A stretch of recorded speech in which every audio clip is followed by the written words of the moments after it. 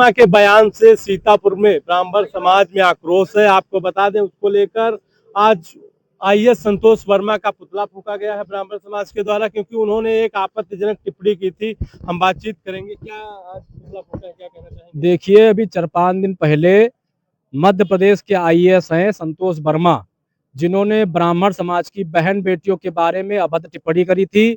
उन्होंने कहा था, जब तक कि वो हमारे कन्यादान मतलब इतना पवित्र रिश्ता होता है, जो हम लोग मंत्र पढ़ते हैं ब्राह्मण लोग, तब आप सब समाज के लोग उसमें कन्यादान करते हैं, बड़ा पवित्र शब्द है।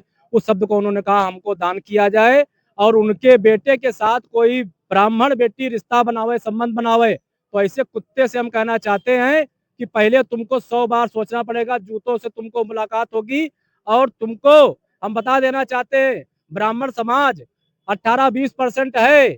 अगर जग गया ना तो अपना हिस्सा लेने आ गया तो आरक्षण भागते भूखते रोटी हो, कहीं आरक्षण नहीं मिलेगा। हम अपना हिस्सा तुमको दे रहे हैं, क्योंकि हम लोग भारत माता के सपूत हैं। हमने आजादी में हिस्सा लिया, हमने भारत देश को आजाद कराया।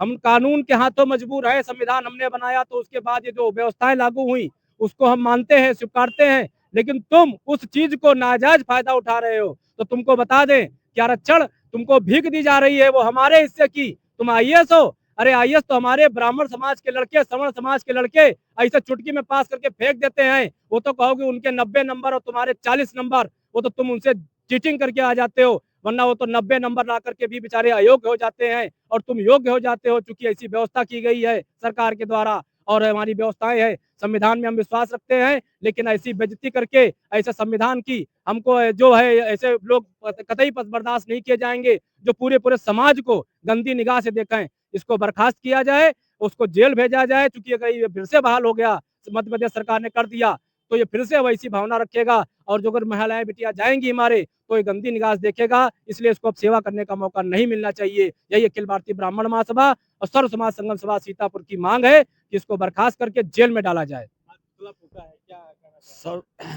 ये धीरज शुक्ला ने बहुत गलत लफ्ज उन्होंने बोला है। ये बहन और माँ मेरे सब बराबर है। इनको ये बातें कुछ भी कहना नहीं चाहिए इनको लोग। ये हमको बहुत खराब लग रहा है, सुन के हमको बहुत खराब लग रहा है। संतोष वर्मा ने बहुत बदतमीजी के बोला है। ये हमको पसंद नहीं है, मिल गए बहुत मारेंगे उनको। ये हमको बिल्कुल नहीं पसंद है, ये मेरा वादा है। संतोष वर्मा, ये बताइए, सरकार ने उसे सस्पेंड कर दिया है। हाँ, ये एक मामूली दंड है। पूरा देश शांतिपूर्वक कार्य कर रहा है। 18% हम लोग ब्राह्मण समाज के लोग सरकार का समर्थन कर रहे हैं। चारों तरफ हम लोग उनकी वो कर रहे हैं, उनके नीतियों का पालन कर रहे हैं। सब एकता के साथ हम लोग रह रहे हैं। सब पिछड़े भाई, दलित भाई, हम सवर्ण लोग। ऐसे में इसने जहर घोलने का काम किया, समाज में सौहार्द बिगाड़ने का काम किया।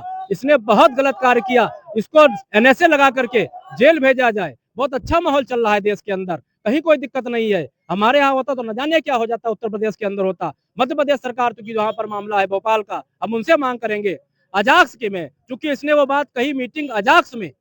तो हम कहते हैं संतोष वर्मा, तुमने अजाक्स में कही है, तुमको निकलेगा चिकन पॉक्स।